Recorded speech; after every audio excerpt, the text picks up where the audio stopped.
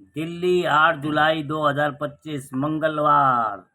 पंजाब केसरी संपादकीय आदित्य नारायण चोपड़ा जी का लेख है, मतदाता सूची पर बवाल।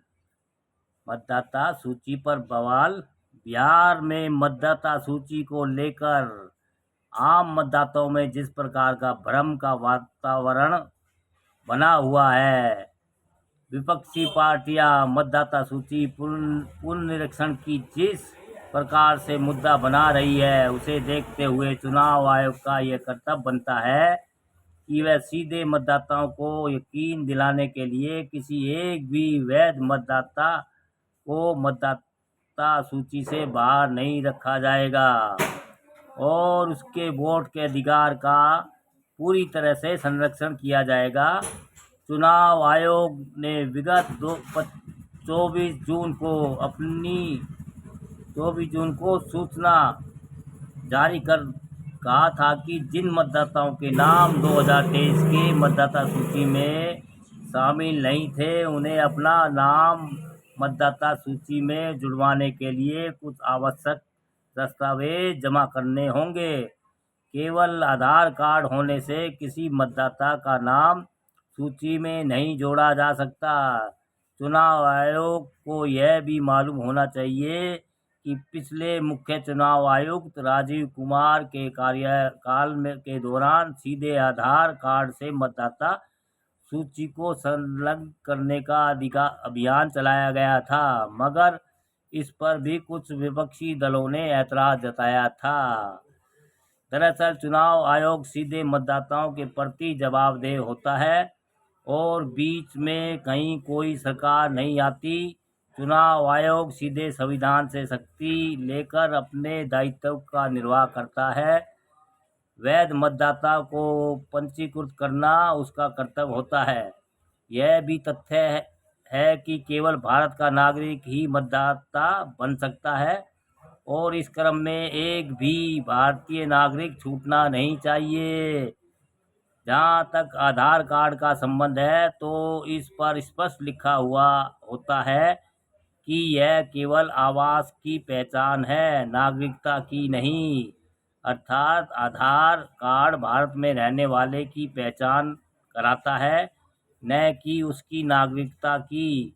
मगर दूसरी तरफ यह भी सत्य है कि किसी भी सरकारी सेवा लेने के लिए आधार कार्ड को ही जरूरी बना दिया गया है। इस विसंगति को दूर करने के लिए चुनाव आयोग ने 11 ऐसे दस्तावेजों की सूची जारी की, जिससे यह पता चल सके कि मतदाता वास्तव में भारत का नागरिक है और सूची में जुड़ने योग्य है। ये 11 दस्तावेज इस प्रकार है कि केंद्र सरकार या राज्य सरकार द्वारा जारी किया गया पेंशन कार्ड या पहचान पत्र, 2 सरकार या स्थानीय निकाय प्रशासन अथवा बैंक, डाकखाने या जीवन निगम द्वारा 1987 से पूर्व उसके नाम जारी किया गया कोई प्रमाण पत्र या अन्य कागज, 3 किसी मान्य प्रमाणित संस्था द्वारा जारी किया गया जन्म प्रमाण पत्र, पासपोर्ट, हाई स्कूल का प्रमाण पत्र जिसमें जन्म तिथि का उल्लेख होता है, किसी भी मान्य प्रमाणित राज्य संस्था द्वारा जारी किया गया स्थायी निवासी होने का प्रमाण पत्र, वन विभाग द्वारा वनों पर अधिकार होने का जारी प्रमाण पत्र, पिछड़े वर्ग का होने का अथवा आदिवासी या अनुसूचित जाति वर्ग से होने का सर्टिफिकेट। बिहार में 2022 में जाति सर्वेक्षण हुआ था, जिसमें बिहार की कुल जनसंख्या 13,07,000 पाई गई थी। इसमें ज़्यादा सामान्य पिछड़े वर्ग ओबीसी की संख्या 27% थी, जबकि अत्यंत पिछड़े वर्ग ईबीसी की 36% और अनुसूचित जाति की 20% व आदिवासी वर्ग के केवल 1.6% थे। 9 राष्ट्रीय नागरिक रजिस्ट्रेशन नंबर 9 राष्ट्रीय नागरिक रजिस्ट्रेशन में मतदाता का नाम बिहार पर यह लागू नहीं होता कि है, क्योंकि यहाँ रजिस्ट्रेशन बना हुआ नहीं है। 10 राज्य का स्थानीय निकाय द्वारा बनाए गए राष्ट्रीय परिवार रजिस्ट्रेशन में नाम यह रजिस्टर प्राय स्थानीय निकाय जैसे नगर पालिका व ग्राम पंचायत आदि बनाते हैं। 11 राज्य सरकार या स्थानीय निकाय प्रशासन द्वारा जारी किया गया कोई भूमि आवंटन प्रमाण पत्र। इस प्रकार इन 11 दस्तावेजों में से कोई एक देना चुनाव आयोग ने मतदाता बनने के लिए जरूरी बना दिया है। इसे लेकर ही बिहार में भारी कोहराम मचा हुआ है और आम जनता में भ्रम का वातावरण फैला हुआ है। चुनाव आयोग के इस फैसले के खिलाफ विपक्षी दल 9 जुलाई को बिहार बंद भी आह्वान कर रहे हैं। इससे यह खतरा पैदा हो रहा है कि राज्य में आम जनता व चुनाव आयोग सीधे आमने सामने आकर खड़े हो गए हैं। यह स्थिति किसी भी रूप में सही नहीं कही जा सकती, क्योंकि चुनाव आयोग मतदाता सूची का संरक्षक होता है, जिसके आधार पर अधिक से अधिक मतदाता मतदान में भाग लेने के लिए प्रेरित होते हैं।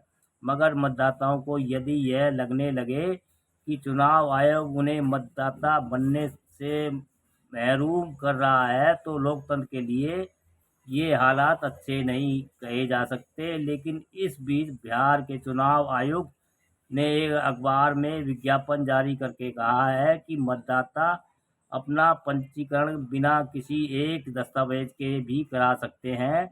जबकि दूसरी ओर मुख्य चुनाव आयुक्त ने कहा है कि मतदाता सूची में नाम शामिल करने की शर्त में कोई परिवर्तन नहीं किया गया है और 24 जून 2025 के दिशा निर्देश वैध रहेंगे।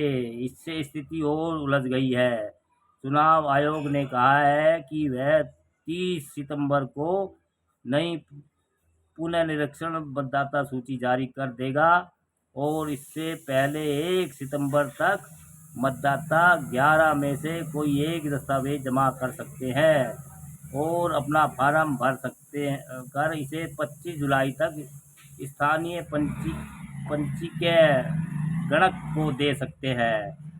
भारत में जाली मतदाता होने का आरोप महाराष्ट्र विधानसभा चुनाव के बाद देश की विपक्षी पार्टी कांग्रेस ने लगाया था और कहा था कि मतदाता सूची में लाखों नए मतदाताओं के नाम फर्जी तौर पर जोड़े गए हैं। ये चुनाव आयोग ने उसके जवाब में ही यह कदम उठाया लगता है, मगर यह काम जितनी जल्दबाजी में किया गया है उससे इस प्रक्रिया की प्रामाणिकता पर सवालिया निशान लग रहे हैं।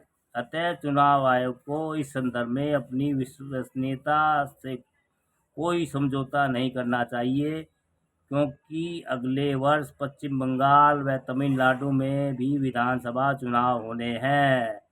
वैसे यह पूरा मामला सर्वोच्च न्यायालय में भी पहुंच गया है, जिस पर कड़ी नज़र रखने की ज़रूरत है। दोस्तों, मतदाताओं के मत छीनने का भैया गरम घोटाला चल रहा है। राजनीतिक दल एक दूसरे पे आरोप प्रति आरोप लगाते हैं, घूम फिर के सब एक जगह बैठ के मीटिंग करते हैं और आम जनता की वोट को, भैया वोट का अधिकार जो भारत में पैदा हुआ है उसको सबको दिया है संविधान के हिसाब से, लेकिन ये नए नए नियम कानून लगा के और जनता को भ्रमित करके, जो बेचारे अनपढ़ लोग हैं, जिनके पास बिहार में अनपढ़ लोग, आदिवासी मजदूर लोग हैं और कुछ अनुसूचित जाति के लोग हैं, अति पिछड़े लोग हैं, मूसार बदरी, कितने तरह की जाति हैं वहाँ पे, और उन लोगों को बेचारे को, अनपढ़ लोगों को पता नहीं है। चुनाव आयोग ऐसे लाखों करोड़ों वोट को